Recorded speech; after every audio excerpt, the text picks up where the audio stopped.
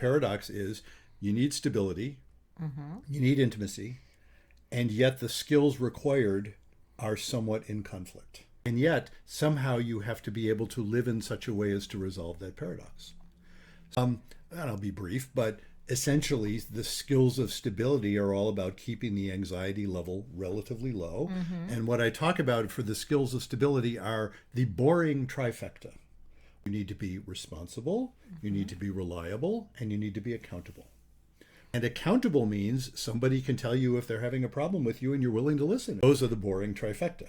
But call me irresponsible is funny, and it's interesting, and it's more interesting. Now, nevertheless, stability is super important. You don't want to be married to someone who is unstable in those ways, who doesn't have the boring trifecta. You don't want somebody who's irresponsible, unreliable, and unaccountable. And yet, people will often find such people because they're lacking passion. But what intimacy requires is to feel alive. What couples will tend to do when they prize stability, which they do for a good reason, I hasten to add, what couples will tend to do is they will avoid things that threaten that stability.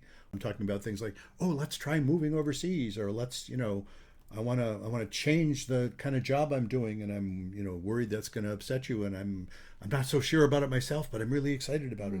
A lot of the stuff that makes us excited is stuff that isn't about the boring trifecta. And a couple, and my basic thesis, which all of my books have reflected, is that both stability and intimacy are needs.